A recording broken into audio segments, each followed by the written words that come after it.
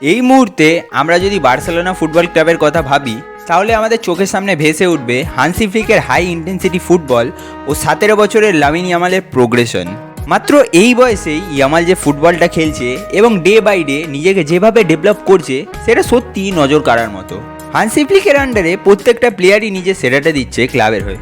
তবে টিমটায় ইয়ামাল ছাড়াও 18 বছরের পাও কুবার্সির as a defender football education ও ডেভেলপমেন্টটাও নজর কাড়ার মতো হলেও এখনও পুরো ওয়ার্ল্ড ওয়াইডে স্পটলাইটটা সেরমভাবে পাননি তিনি। অ্যাজ এ ডিফেন্ডার পাও কুবার্সির মধ্যে যেই সব কোয়ালিটিগুলো থাকা দরকার সবই আছে তার কাছে, একদম পারফেক্ট মডার্ন ডে ডিফেন্ডারের মতো। আজকে আমরা এই লামাসিয়ার সেন্সেশন পাও কুবার্সির কেরিয়ারের হিস্ট্রিটা দেখব এবং বুঝবো কেন মাত্র 18 বছর বয়সেই ফুটবল ক্লাব বার্সেলোনা ও স্পেন ন্যাশনাল টিমের ফার্স্ট চয়েস সেন্টার ব্যাক তিনি।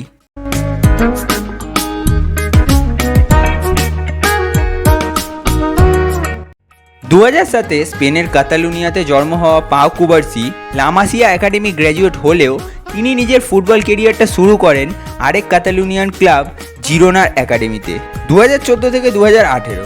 জিরোনাতে থাকার পর 2018-তে বার্সেলোনার একাডেমি লামাসিয়াতে যোগ দেন। নিজেকে আস্তে আস্তে ডেভেলপ করেন পাও কুবার্সি এবং 2023-24-এ বার্সেলোনার বি টিমের হয়েও খেলেন। কুবার্সির কোয়ালিটি দেখে 2023-এই সেই সময় বার্সেলোনার কোচ জাভি হার্নান্ডেজ একটা বোল্ড ডিসিশন নেন, কুবার্সিকে ফার্স্ট টিমে ইনক্লুড করে ট্রেনিং করিয়ে। বার্সেলোনার অন ফিল্ডে সেই সময় অবস্থাটা খুব খারাপ ছিল আর জাভির এই সিদ্ধান্তটা নিয়ে সমালোচনাও হচ্ছিল অনেক। তবে জাভির এই কুবার্সিকে বিশ্বাসটা ইমিডিয়েটলি তাকে পেড অফ করে। 18 জানুয়ারি 2024 কুবার্সিকে ফার্স্ট টিম ডেবিউ করানো হয় এবং লা লিগাতেও কুবার্সি ডেবিউটা পায় রিয়াল বেটিসের বিপক্ষে তার 17 বছর বার্থডের একদিন আগে। কুবার্সির গেম ইন্টেলিজেন্ট বল ডিস্ট্রিবিউশন কোয়ালিটি দেখে পুরো ওয়ার্ল্ড অবাক হয়ে যায়।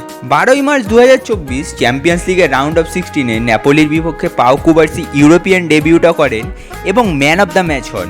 কুবার্সি 17 বছর 50 দিন বয়সে কম্পিটিশনের নকআউট ফেজে ডেবিউ করা ইয়ংগেস্ট প্লেয়ার হয়ে ওঠেন ফর্মাল বায়ার্ন মিউনিখের defender David Alaba record broke করে।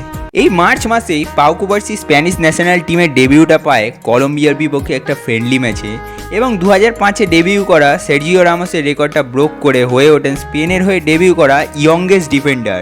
এপ্রিল 2024-এ পাও কুবার্সি চ্যাম্পিয়ন্স লিগের কোয়ার্টার ফাইনালে স্টার্ট করা ইয়ংগেস্ট ডিফেন্ডার হয়ে ওঠেন সিএসকে মস্কোর জর্জি সেচেমিকভের রেকর্ড ভেঙে। এই সব কিছুই পাও কুবার্সি অ্যাচিভ করেন বার্সেলোনার সবচেয়ে খারাপ সময়, আর এটাই কুবার্সির এক্সট্রা অর্ডিনারি ট্যালেন্টেড হওয়ার প্রমাণ। জুলাই 2024-এ স্পেনের আন্ডার 23 দলের হয়ে স্ট্যান্ড আউট পারফরমেন্স দিয়ে সামার অলিম্পিকটাও জেতেন কুবার্সি।